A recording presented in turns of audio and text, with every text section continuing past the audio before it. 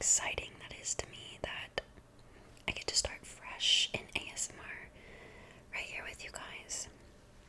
So this video is going to be a little boring, I think, for some of you that are used to my regular content.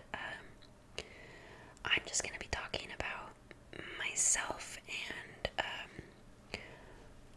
kind of what I do, and just kind of give you guys a little insight to what the daily routine that I go through is. So before we get into it, make sure you are subscribed to the channel and make sure to like the video. And if you're feeling extra spicy today, make sure you leave a comment for me. I don't know, ask me a question, suggest some content, I don't know, just whatever you guys want to do, just get into it, okay? So, I am an ASMR artist, and there is a big giant garbage truck going by, I think, but I am not only an ASMR artist, I'm also a hater of gummy candy, okay? I got these specifically because I have seen so many people eating them and I wanted to try them. So we will be snacking on some peelers while I talk about what I do. Peelers by Amos. Is that like a famous Amos cookie company? Because it looks like it. It's weird that they're making candy, but sugars. The nutrition facts. Let's go ahead. About 6 servings per container. 4 pieces per serving. So, if my math is correct, which it probably won't be the first time because I'm terrible at mental math.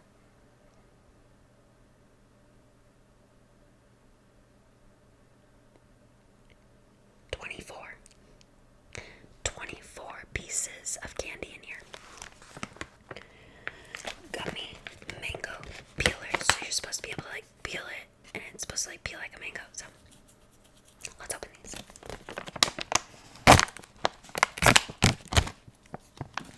Oh,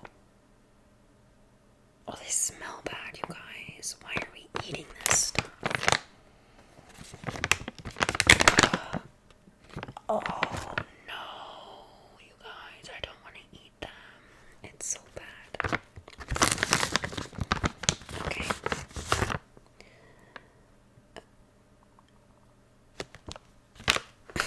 I'm probably gonna eat one because it's probably gonna make me throw up. Let's peel it. You're supposed to be able to peel it. Excuse me. It's not working. It's not working.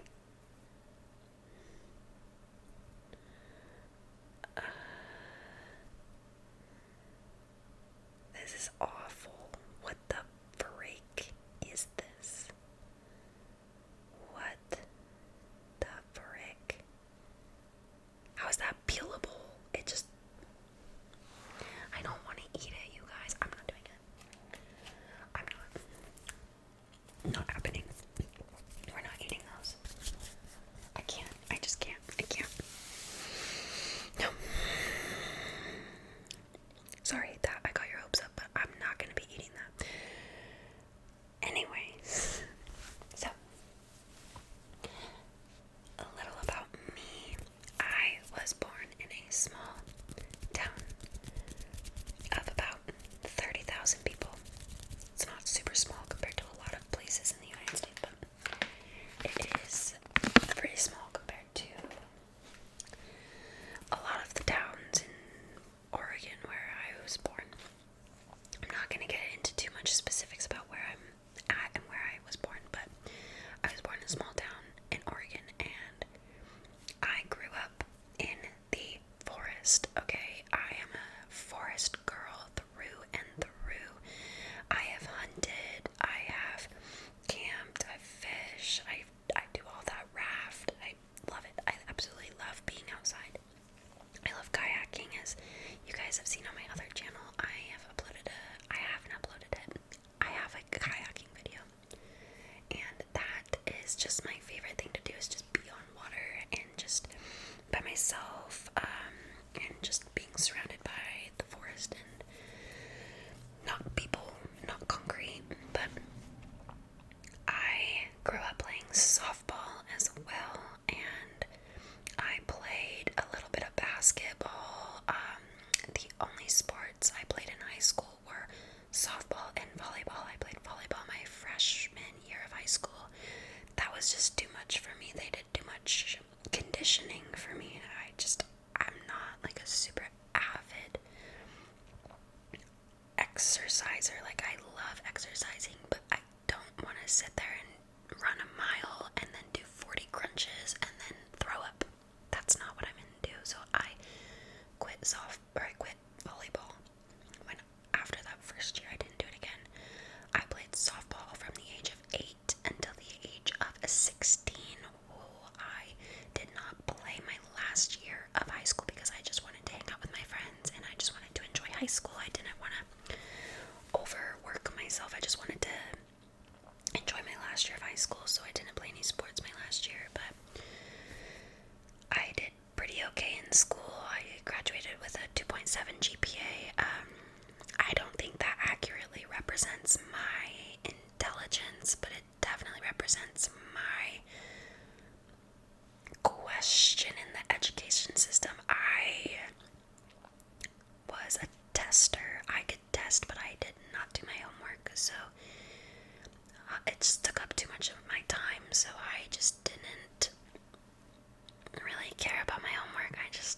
I wouldn't do my homework, so got a 2.7 GPA.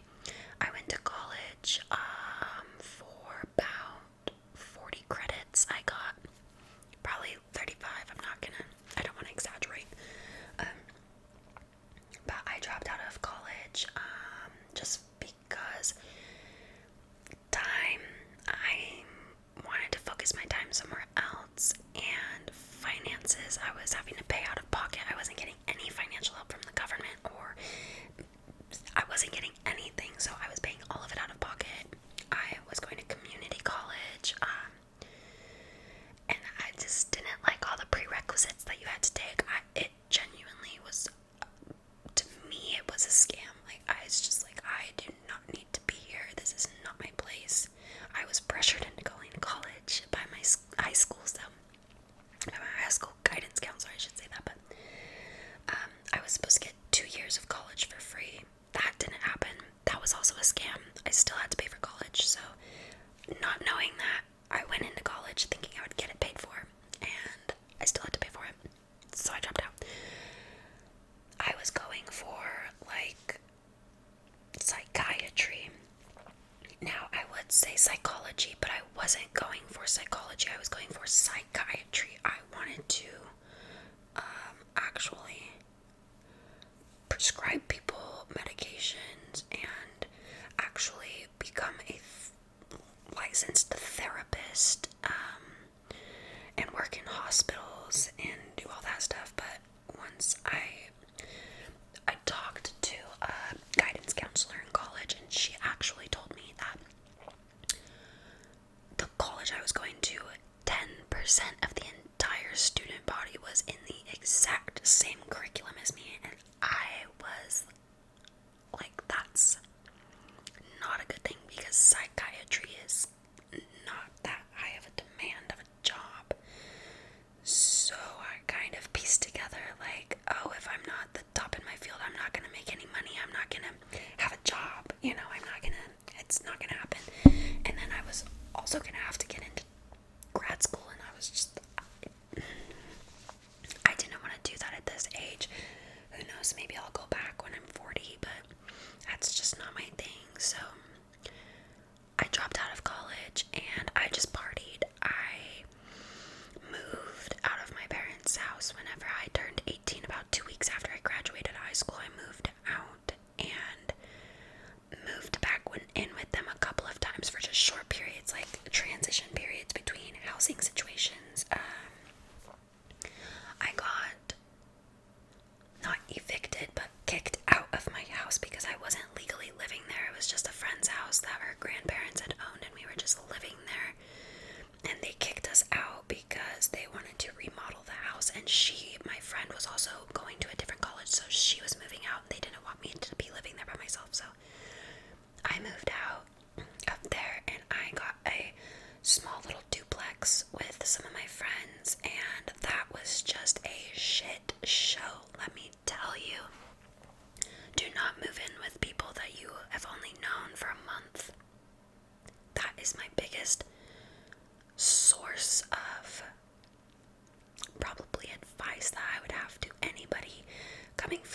school or fresh out of the dorms and looking for an apartment to rent or a house to rent with your friends, okay, that knowing somebody's motives and morals is probably one of the biggest things I neglected to learn whenever I was moving in with people, choosing who to live with, because you don't really know somebody until you live with them, and I wholeheartedly will always, always, always say that you do not know somebody until you live with them, and all of their emotional and vulnerable walls are forced to come down because it is their living environment. You can't mask in your own living environment. It's just so difficult to just go with the flow of things whenever people are just getting on your nerves. It's kind of hard to manage that. So I lived with those people for only a couple months. We got evicted so fast. I mean, we partied every single weekend. The first week that we lived there, we had a birthday party, and the cops got called, and my neighbor was banging on our door, and it was not a responsible thing to be doing, but I was 19 years old. 19 years old. And no, I wasn't. I was still 18 years old. I was still 18 years old, and it just wasn't. But it wasn't the right move, so we got evicted, and I lived with my parents for a couple weeks. That's not true. I lived with my parents for about 8 months after that. 6 months. Yeah, 6 months. I then moved out of town. I moved about 4 hours away from my parents, which is so heartbreaking to me, but I had to get out of that town. I just had to. It is such a soul-sucking little town. The only thing that you can do there is drink and fight people. Like, that's literally, and maybe bowl. We have a good bowling alleys, but that's it. So I had to get out of there. I left that town whenever I was 19. A few months after I turned 19, I moved about 4 hours away from my parents, and was living with my brother,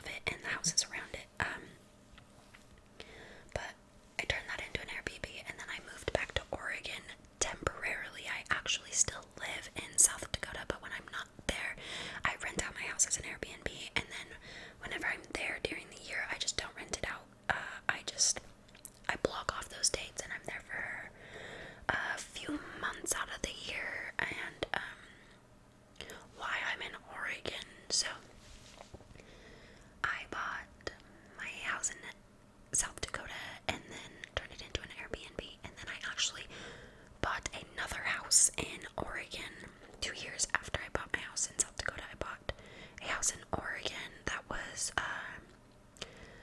a little bit closer to my parents, about 3 hours away from my parents, and about a 20-minute drive from my brother, so that was a really convenient place to live.